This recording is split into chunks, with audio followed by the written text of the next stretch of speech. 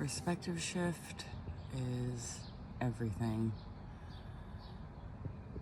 I am on this path of self-discovery, of self-gnosis, of growth, and of healing.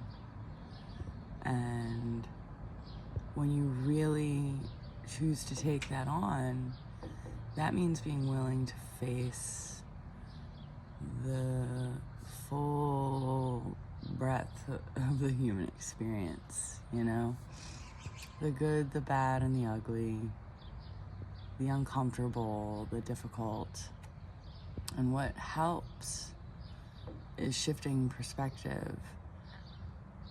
And by that I mean when something heavy or jarring or uncomfortable pops up, instead of looking at it like, well, why is this happening? I don't want to deal with this.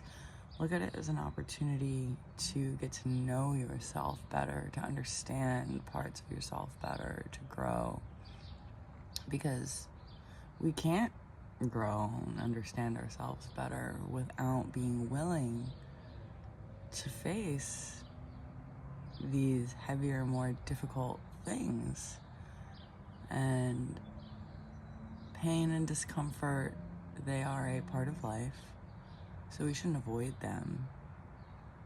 They're a part of what makes us human. And again, it's by facing them.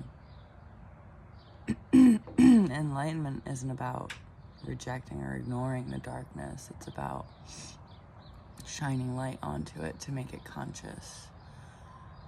So if something comes up and it stirs emotions in you, it dysregulates you, it makes you feel some type of way, see if you can't shift your perspective and look at it as an exciting opportunity to get to know yourself better. You can't work on what you're not aware of.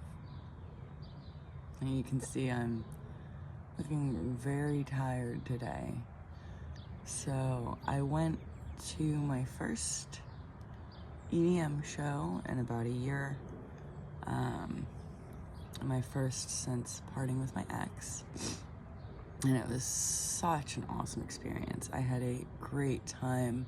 And it was actually my first time really getting to know myself as this new being that I have emerged out of this chrysalis as out in the world. You know, how do I interact with other people? How do I interact in these social settings? And it was so amazing to get to see and know myself in a different way, as a more confident, as a more self-actualized being who could just share my truth and talk to strangers and not need substances, and even tell a handsome guy that I thought he was handsome. The truth is, now I'm feeling utterly dysregulated. Now, I had mentioned in my first video that I'm neurodivergent. I was diagnosed with ADHD when I was 8 years old. And I've overcome so many obstacles regarding ADHD, such as my forgetfulness. I'm able to be more mindful and conscious in the moment, which has made me be able to function through life, through day-to-day tasks, much more easily. Now, to be fair, I've been home, unable to work due to my physical illnesses. So what's on my plate has been smaller, and now I'm starting to come to see and understand more difficulties as I'm trying to add things back onto this plate. So as I mentioned in my first video, I'm here to be candid with you guys. I'm here to be vulnerable.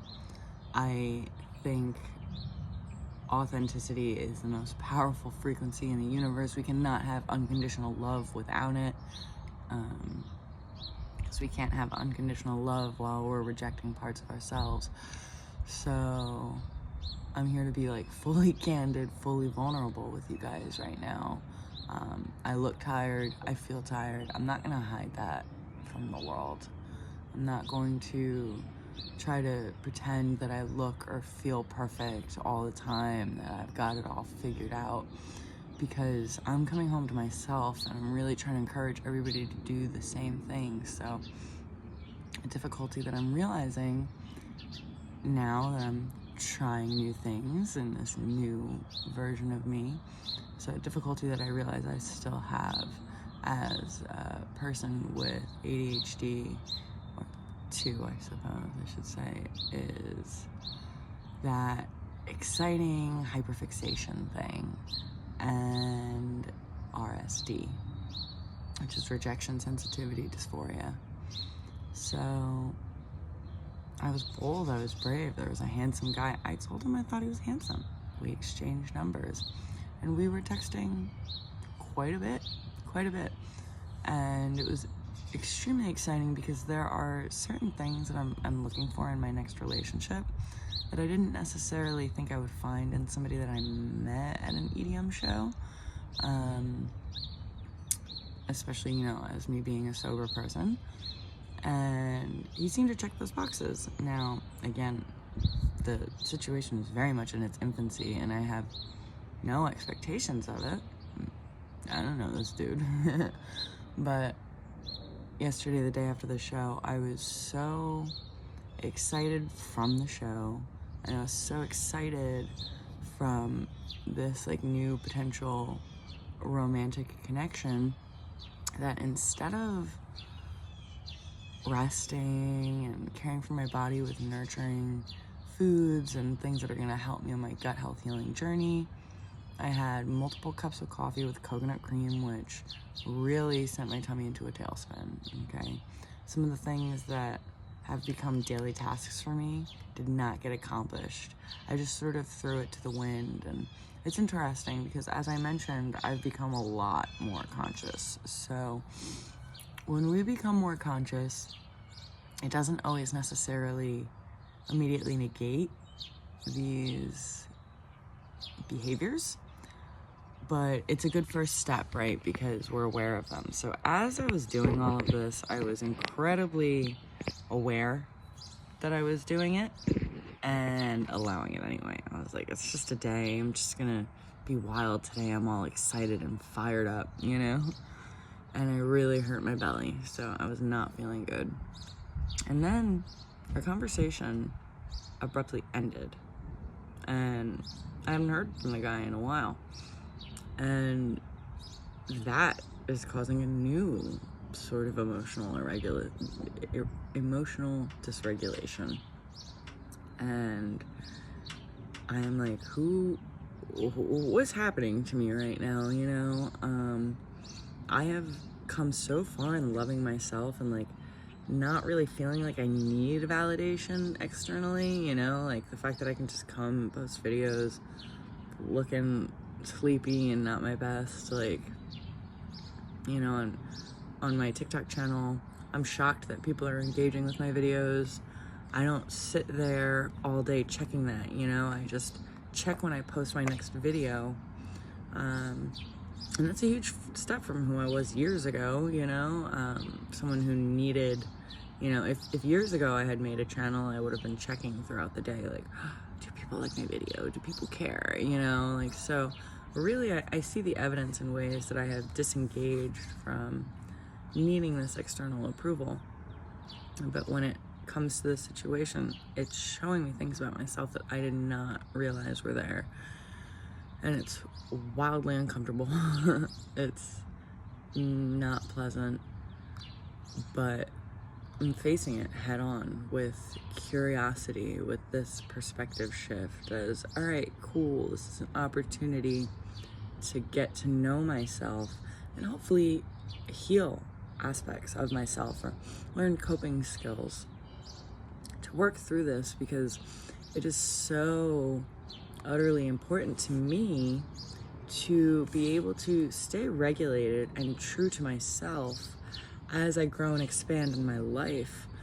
I don't want anything outside of myself to have power over me. Again, not to say that it won't create emotions in me, but for it to cause me to be dysregulated and not tend to things that I would want to tend to when I'm stable and grounded, it's just not what I want in my life. So now I have an opportunity to get to know myself a little bit more, to grow and to heal within myself a little bit more. And so, yeah, perspective shift is really huge and it's really helpful. And it boils back down to the alchemy thing, which I've touched on, is that any negative can be made into a positive. I could look at this as, oh, well, why is this happening? This stinks. What's wrong with me? Blah, blah, blah. And, you know, my egoic mind is still having those thoughts. It still wants to go there, you know? And it still even wants to think, well, did I say something wrong? Is this about me? And, like, I can put that aside, though. I have expanded enough to, okay, I can still hear you, ego mind. But my higher mind can see, this is just some lead popping up. And we can turn this into gold. We can turn this into growth and into power. So it's wildly unpleasant and uncomfortable, but at the same time, it's exciting because it helps me get to know more about myself. So that's what I'm working on today. And I just wanted to share this for other people who may experience things like this, or just anything heavy in life, that we have the opportunity to shift our perspective at any given moment and try to face things in a different light, you know?